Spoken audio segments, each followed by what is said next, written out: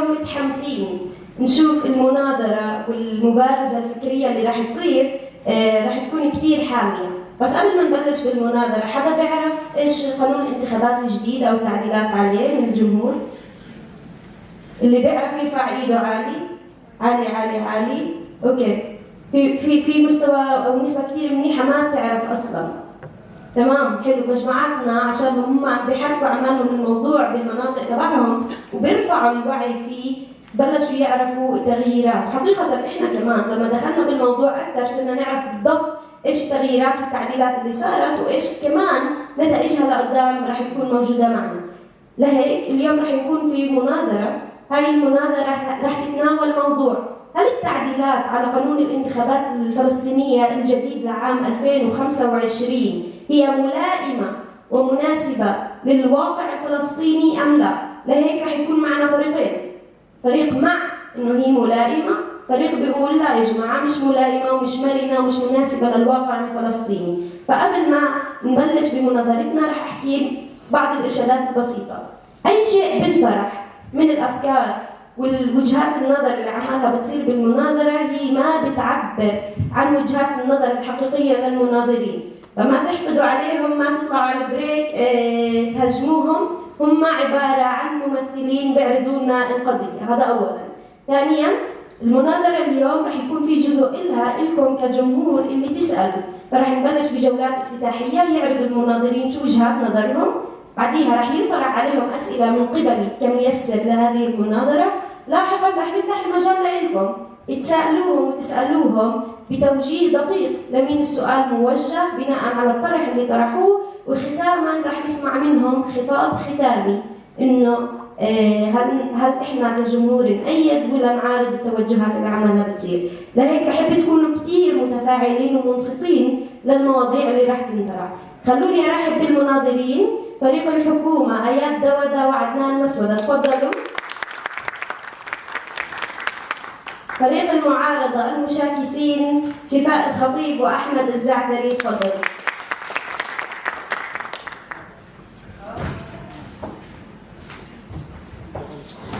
علما أن فريق المناظرة اللي رح يناظر معنا هو فريق تابع لنادي جمعية التنمية المجتمعية والتعليم المستمر. بشكل مستمر احنا بنشتغل على موضوع المناظرة وبنأهل طلاب الجامعات والناشطين في المجتمع ليناظروا ويحاججوا وكمان يبارزوا فكريا بالقضايا الجدلية. رح نفتتح الجلسة بتعديلات القانون الانتخابي الجديد. إذا عندكم تصور، صار في تعديل جديد على قانون الانتخابات المحلية تابع لهيئات الحكم المحلي سواء بلديات أو مجالس قروية. هذا التغيير والتعديل صار بنهاية عام 2025 في شهر 11 وتم نشره على جريدة الوقائع الفلسطينية، وبناء عليه تم تحديد موعد الانتخابات المحلية اللي راح تصير بشهر 4 2026. فبناء على التعديلات في أصوات كثير بتصير بالمجتمع، مين مع مين ضد، مين بأيد مين بأيدش، شو البنود اللي احنا معها وشو البنود اللي احنا ضدها. عشان هيك راح يجسد فريق المناظرات اللي موجود معنا اليوم وجهات النظر وحال لسان الشعب حول هذا القانون. فرح نترككم مع هاي المناظرة بدءا بفريق الحكومة. رح يكون معنا آيات دودة المتحدث الأول، بعدين رح ننتقل للمتحدث الأول فريق المعارضة كرد وتعقيب، بعدها ننتقل لثاني متحدث من فريق الحكومة، ونختم مع آخر متحدث من فريق المعارضة. بفضل كثير وبحب كثير إنه أنتوا تكونوا منصتين وكمان متجاوبين مع المعلومات اللي عمالها بتنطرح. رح نعطي المايك للمتحدث الأول.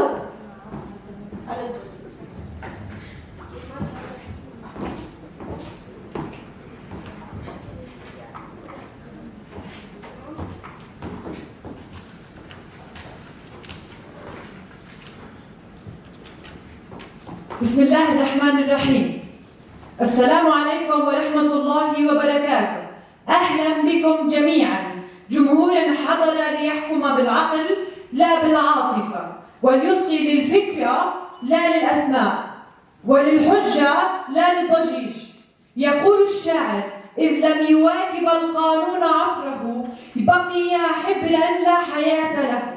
ومن هذا المعنى ننطلق اليوم. أنا آيات الدودة المتحدثة الأولى من فريق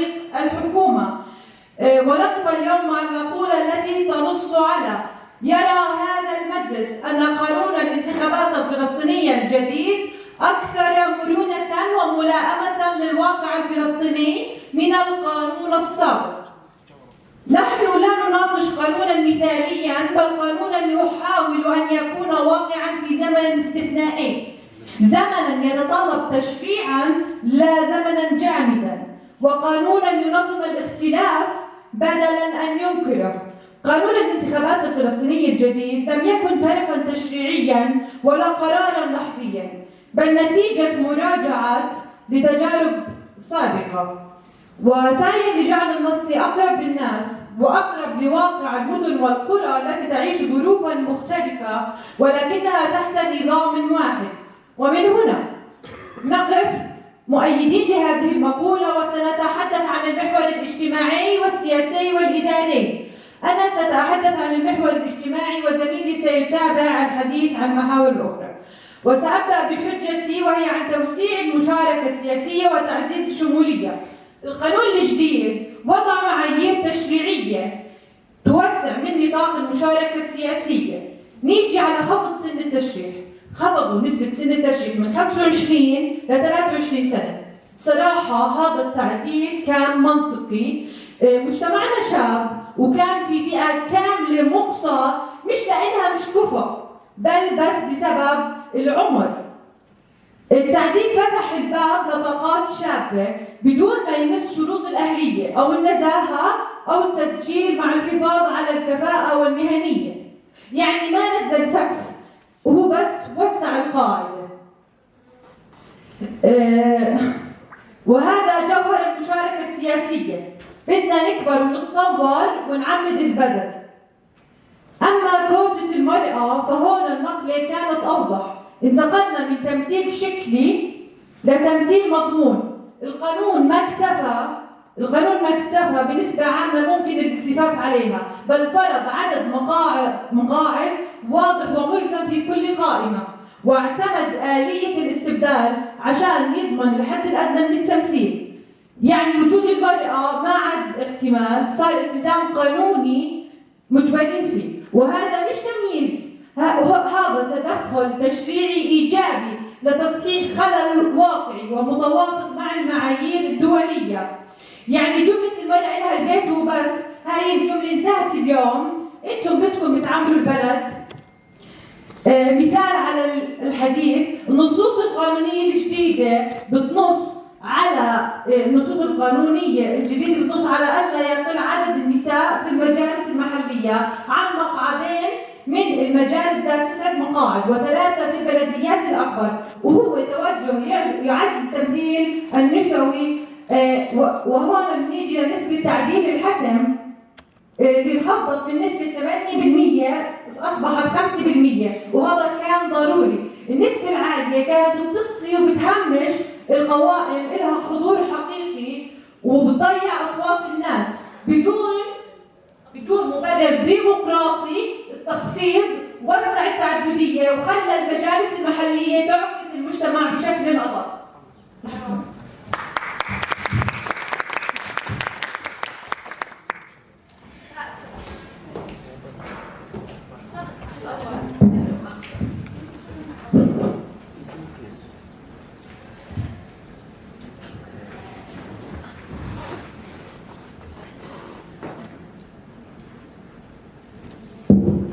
بسم الله الرحمن الرحيم. الحضور الكريم، السيدة الميسرة، الزميلات والزملاء، الفريق المؤيد والفريق المعارض، السلام عليكم ورحمة الله وبركاته.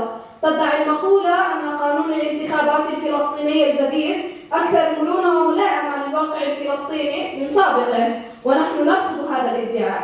تتركز حججنا على أن القانون الجديد يفرض سلسلة طويلة من الإجراءات الإدارية، وثانيا على أن القانون إقصائي لا يقبل التعددية ولا يلائم الواقع السياسي الفلسطيني.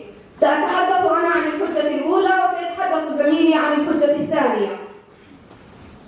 يتم وصف القانون بأنه مرن وملائم، لكن عند النظر إلى كيفية تصميمه وتطبيقه نرى التعقيد الإداري فيه لا يسهل المشاركة بل يضيقها، خاصة على الفئتين التي يفترض القانون بأنه يسعى لتمكينهما. فالقانون الجديد يفرض سلسلة طويلة من الإجراءات الإدارية كالتسجيل، النشر، الاعتراض، الاستئناف، الترشح، الالتزامات المالية، إجراءات رقابية، وكل ذلك ضمن مدة زمنية قصيرة ومحددة بالإطلاق. هذا النوع من التعقيد يفترض وجود وقت وموارد وخبرة قانونية، وهي أمور لا تتوفر لدى معظم الشباب الراغبين بالمشاركة السياسية. وإذا كان الشخص الذي يريد الترشح أو الانضمام لقائمة امرأة فستعاني فوق ذلك إلى عوائق إضافية منها ضغوط اجتماعية، صعوبة الحركة، وضعف الحماية السياسية، ووقت التعامل مع المؤسسات، معرفة قانونية بالإجراءات، قدرة مالية لتغطية الالتزامات المفروضة. القانون لا يخفف هذه العوائق بل يضيقها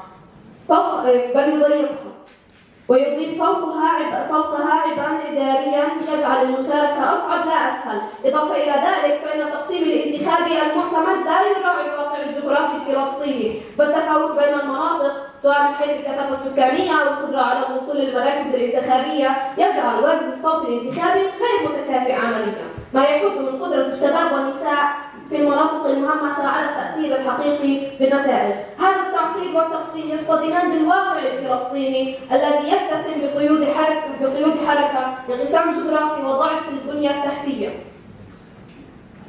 خاصة في القدس والمناطق المهمشة. القانون يفترض بيئة انتخابية مستقرة ومنظمة، بينما الواقع الفلسطيني بيئة استثنائية تتطلب المرونة وتكيفا أكبر، لا مزيد من الصرامة والإجراءات. وبالتالي فإن القانون الجديد لا يعكس فهما حقيقيا لواقع الشباب والنساء في فلسطين، ولا يقدم حلولا عملية لتمكينهم، بل يقدم نموذجا إداريا معقدا يصعب تطبيقه على أرض الواقع. الخلاصة السيدة الميسرة، أيها الحضور الكريم، القانون الانتخابي الذي يزيد التعقيد ويضيق المشاركة على الشباب والنساء ويتجاهل الواقع الفلسطيني المعقد لا يمكن وصفه بأنه قانون مرن أو ملائم، وعليه ندعوكم لإسقاط هذا الادعاء المطروح أمام هذا المجلس، وشكرا لكم.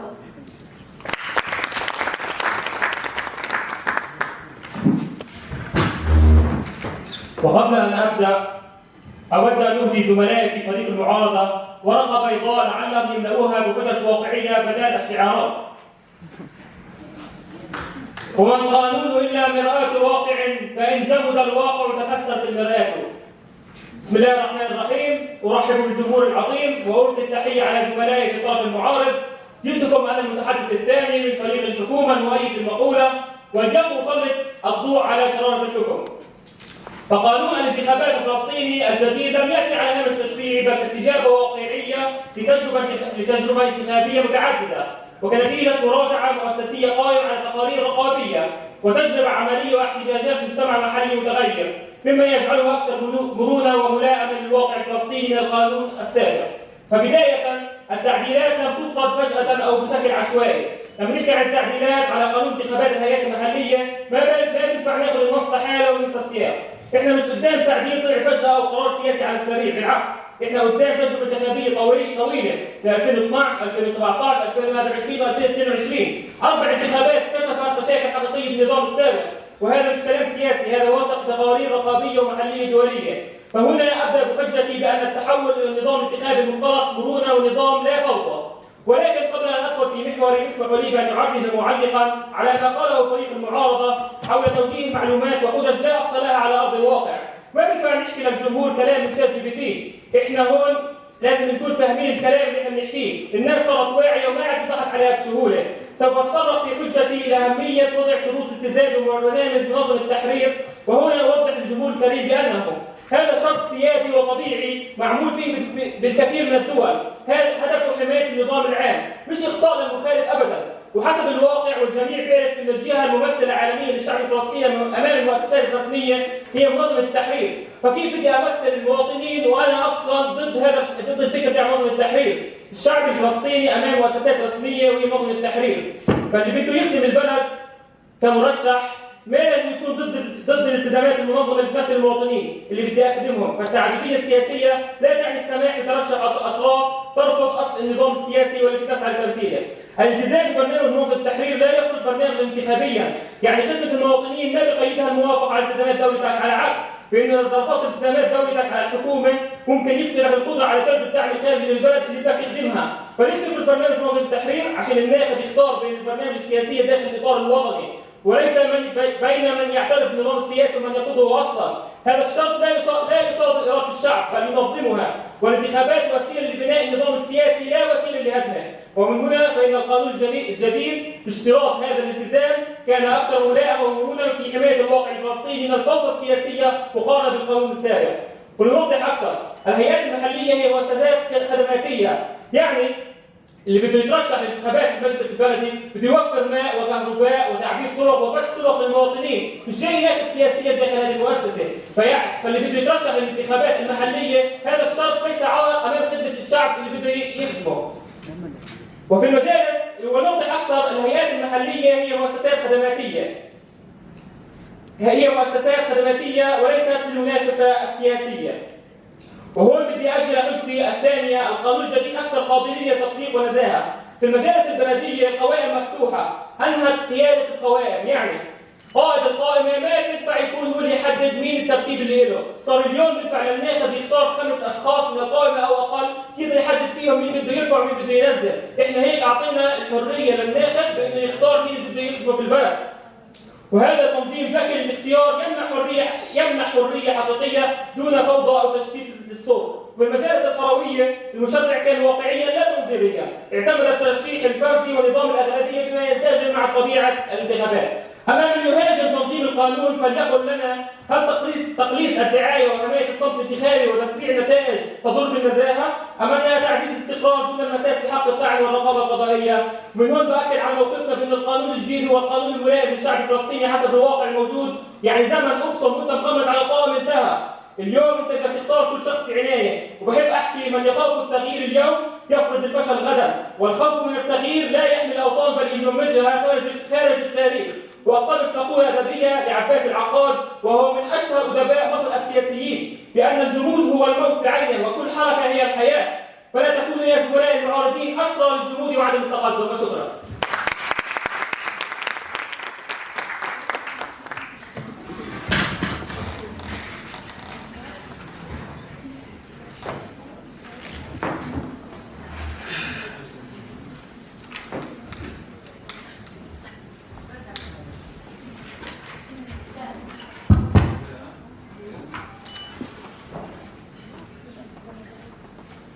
بدك كلام واقعي يا زميلي. شو رايك لما كثير من شرائح الشعب الفلسطيني قاطع الانتخابات عشان هاي التعديلات، ولا ما عندك مشكله تهمش اراء شعبك يا زميلي؟ اليك يا زميلي ورقتك البيضاء الذي اعطيتنا اياها. السلام عليكم جميعا. السيدات والساده، حضورنا الكريم، السيده الميسره، زملائي فريق التأييد، نحن اليوم لا نناقش نصا قانونيا جامدا، بل نناقش قانونا يمس حياة الناس ويؤثر على كيفية إدارة مياهنا وكهربائنا وشوارعنا، ولذلك يجب أن نكون صريحين وبشجاعة. وكما قالت زميلتي وأوضحت موقفنا من المقولة بأن القانون الجديد للانتخابات ليس مرنا ولا متلائما مع الواقع الفلسطيني، وسأقوم بتوضيح موقفي. يتكلمون عن توسيع القاعدة من الناخبين والمرشحين، لكن القانون الجديد لم يكتفي بتنظيم انتخابات فقط، لكن وضع شروط إقصائية ومعايير تقيد التعددية السياسية، ولم يلائم الواقع السياسي الفلسطيني، وأنه قد ألزم كل مرشح للانتخابات بالتوقيع على إعلان يلتزم فيه ببرنامج منظمة التحرير الفلسطينية والتزاماتها الدولية وقرارات الشرعية الدولية، وهذا يعد انتهاكا صارخا للحق في المشاركة السياسية.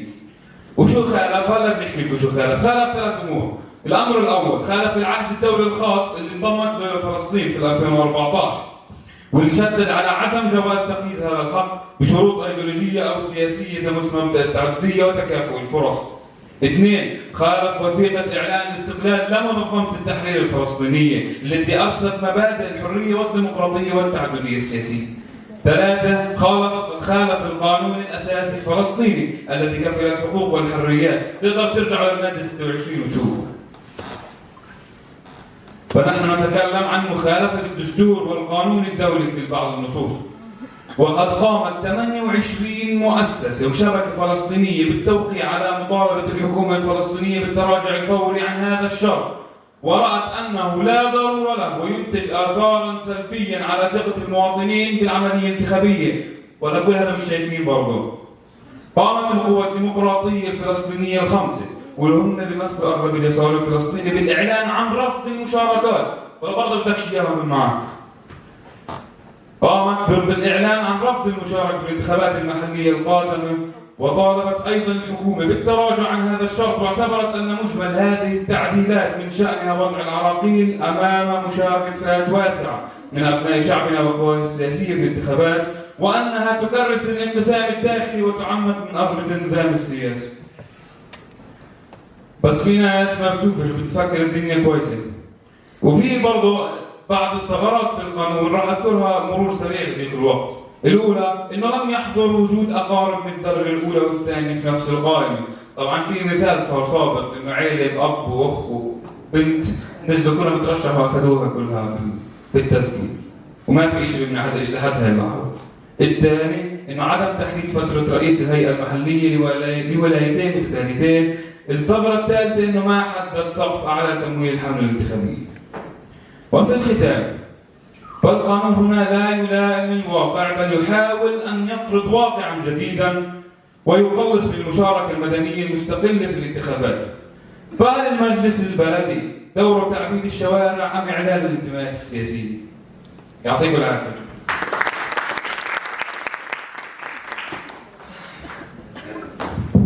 جميل، بس بحب أكد براءتك لسه مليان شعارات مش حجج منطقية واقعية، أما القانون مليان أرقام وتجارب سابقة. في ميسر الالتزام بقوانين المناظرة زميل المؤيد. شباب تحمسوا، مش عارف إذا هذا شباب سامعيني؟ تمام، شكرا على المناظرة. رح أعطي فرصة لكم إنكم تردوا، ورح أعطيكم كمان فرصة لكم إنه أنتم تردوا. بناء على المناظرة اللي صارت، أنا كميسر رح أوجه سؤالين، سؤال لفريق الحكومة اللي هم المؤيدين، وسؤال لفريق المعارضة. السؤال بطرحه كمان بحق لفريق المعارضة إنه يرد على هذا السؤال. السؤال موجه لفريق الحكومة، يقول بأنه كيف يكون القانون أكثر مرونة وهو يفرض قراراً سياسياً إلزامياً على المرشح وعلى القائمة بالالتزام بالبرنامج السياسي لمنظمة التحرير. ألا تعتبر هذه مرونة انتقائية برأيكم؟